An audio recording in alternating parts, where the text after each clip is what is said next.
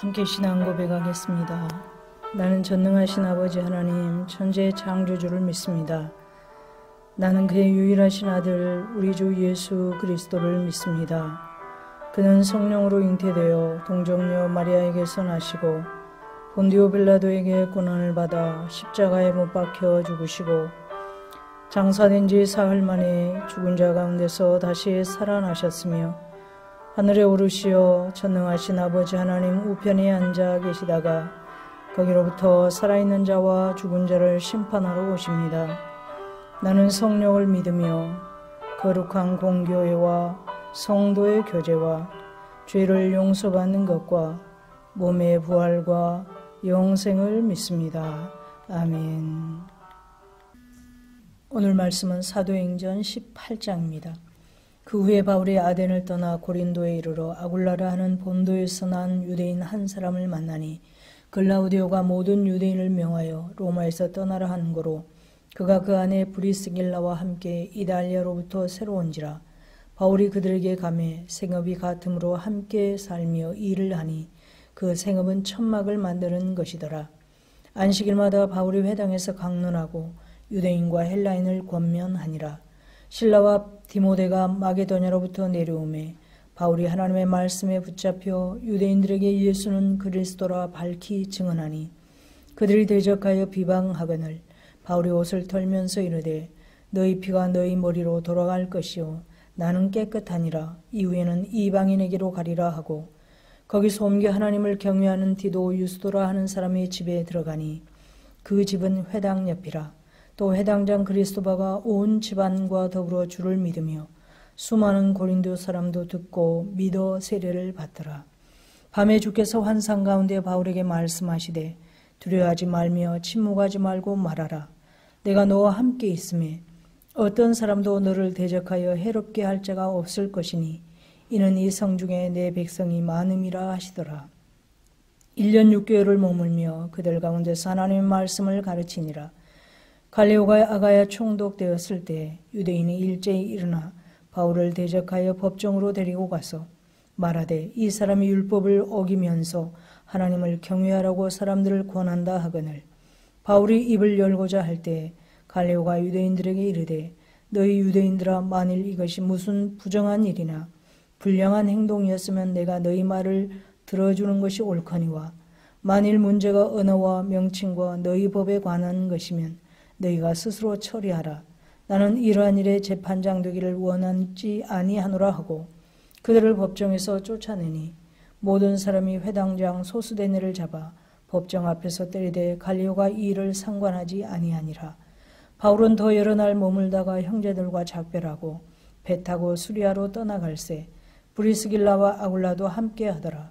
바울이 일찍이 서원이 있었으므로 갱그리아에서 머리를 깎았더라. 에베소에 와서 그들을 거기 머물게 하고 자기는 회당에 들어가서 유대인들과 변론하니 여러 사람이 더 오래 있기를 청하되 허락하지 아니하고 작별하여 이르되 만일 하나님의 뜻이면 너희에게 돌아오리라 하고 배를 타고 에베소를 떠나 가이사랴에 상륙하여 올라가 교회 안부를 물은 후에 안디옥으로 내려가서 얼마 있다가 떠나 갈라디아와 부르기아 땅을 차례로 다니며 모든 제자를 굳건하게 하니라. 알렉산드리아에서 난 아볼로라 하는 유대인이 에베소에 이르니 이 사람은 언변이 좋고 성경에 능통한 자라.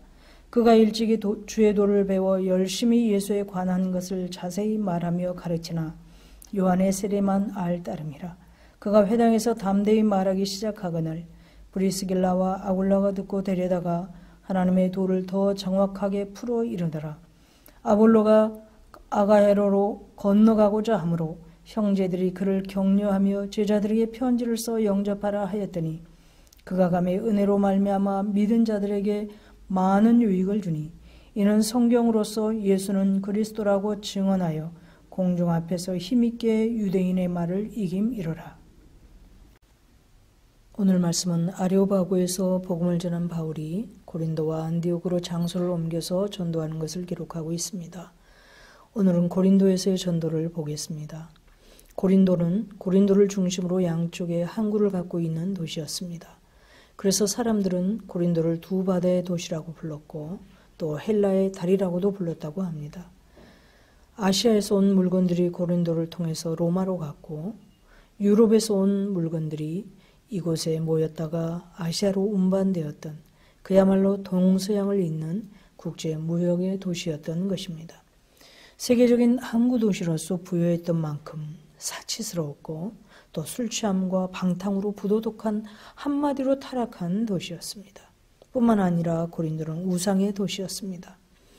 도시의 수호신으로 아름다움과 사랑의 여신 아프로디테의 신전이 있었고 여기에는 수많은 여사제들이 있었는데 아프로디테 여신에게 돈을 바치기 위해 매일 밤 거리로 나가 무역으로 엄청난 돈을 번 상인들을 상대로 몸을 팔아 돈을 벌어들였다고 합니다. 우상이 가득하고 사람들은 순간의 쾌락을 쫓아 살고 있는 이 고린도에서 복음을 전하는 것은 정말 힘들었을 것입니다. 그러나 하나님은 이곳을 사랑하셨습니다. 사람들이 볼 때는 희망이 없어 보이는 곳이었을 수도 있지만 하나님은 그곳에서 구원할 사람들이 많이 있었던 것입니다.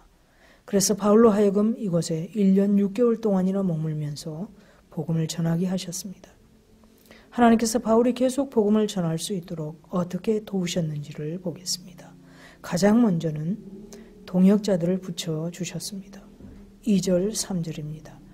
아굴라라 하는 본도에서 난 유대인 하나를 만나니 글라우디오가 모든 유대인을 명하여 로마에서 떠나라 한 거로 그가 그 안에 브리스길라와 함께 이달리아로부터 새로 온지라 바로 그들에게 감에 업이 같으므로 함께 거하여 일을 하니 이 업은 장막을 만드는 것이더라.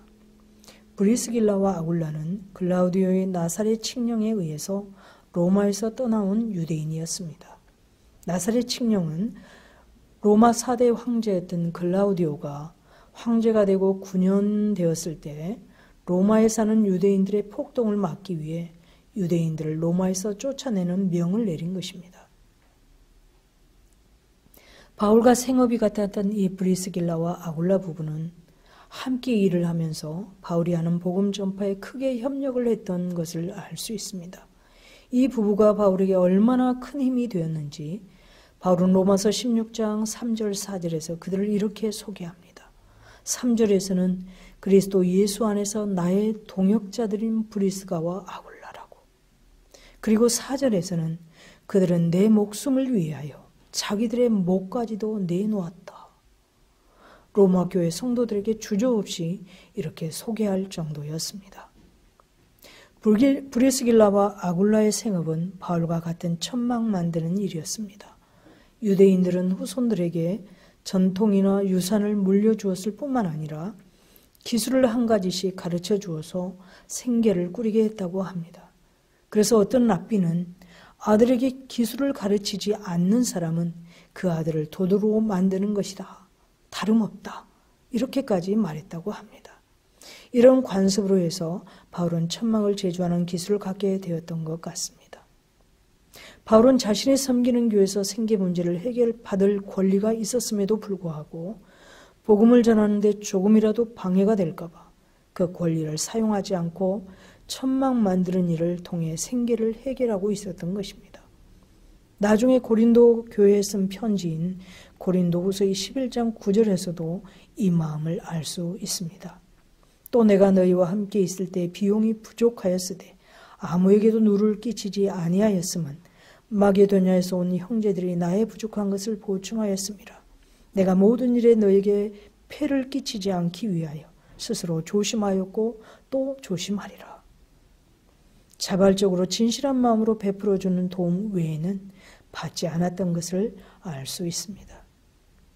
고린도에서 바울은 안식일마다 회당에서 유대인과 헬라인들에게 복음을 전했습니다. 그러나 앞서 말씀드린 대로 고린도 도시의 특성상 복음을 받아들이는 것이 쉽지 않았겠지만 어려움은 그것만이 아니었습니다. 유대인들의 대적함도 있었습니다. 5절 6절입니다.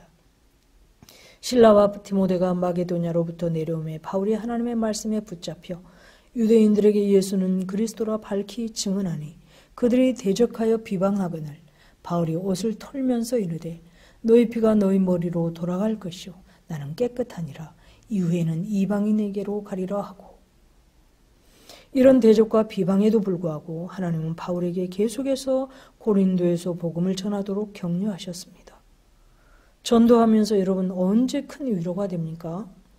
바로 복음을 받아들이는 사람들이 생길 때 위로가 되고 다시 전할 힘을 얻지 않겠습니까? 바울은 하나님께서 믿는 사람들이 늘어나게 하시는 것을 보면서 힘을 얻었습니다. 유대인들의 반대도 있었지만 반면에 유대인은 회당장 그리스도버와 온 가족이 그리고 수많은 그리스도인들이 예수를 믿고 세례를 받았던 것입니다. 얼마나 위로가 되었겠습니까? 그리고 9절부터 10절을 보시면 바울이 계속해서 복음을 전하도록 하나님은 특별하게 환상을 통해 격려하셨습니다. 9절 10절입니다. 밤에 주께서 환상 가운데 바울에게 말씀하시되 두려워하지 말며 침묵하지 말고 말하라. 내가 너와 함께 있으며 어떤 사람도 너를 대적하여 해롭게 할 자가 없을 것이니 이는 이 성중에 내 백성이 많음이라 하시더라. 두려워하지 말고 침묵하지 말고 말하라. 내가 너와 함께 있다. 어떤 사람도 너를 대적하여 해롭게 할 자가 없다. 그리고 이 성중에 내 백성이 많다. 그러니 두려워하지 말고 복음을 말하라. 바울은 도처에 도사리고 있는 여러 어려움들로 늘 위협을 당하고 있었습니다. 그런 만큼 하나님의 위로와 격려 또한 이렇게 특별했던 것입니다. 바울은 이 환상을 통해 복음을 더욱 담대히 전해야 한다는 사명감과 담대함을 얻었을 것입니다. 환난의 고비 때마다 위로하고 격려해 주신 하나님의 말씀에 순종하여 목숨을 걸고 기쁨으로 전도 사역을 감당하게 되었을 것입니다. 결국 표면적으로는 바울이 복음을 전했지만 이면에서 진정으로 일을 하신 분은 하나님이셨던 것입니다. 하나님은 하나님의 구원사를 위해 이렇게 일하고 계십니다. 하나님의 사람들이 주저앉지 않도록 때로 동역자도 붙여주시고 때로는 특별하게 위로도 하고 때로는 복음을 받아들이는 사람들이 늘어나는 것을 보게 하시고 그래서 계속 걷게 하십니다. 이 모든 일을 하나님께서 하고 계시는 것입니다. 바울은 하나님의 인도하심에 순종함으로 구원 역사를 이루는 귀한 통로로 쓰임받았습니다. 저와 여러분도 그렇게 쓰임받는 은혜를 주시기를 소망합니다. 함께 기도하겠습니다.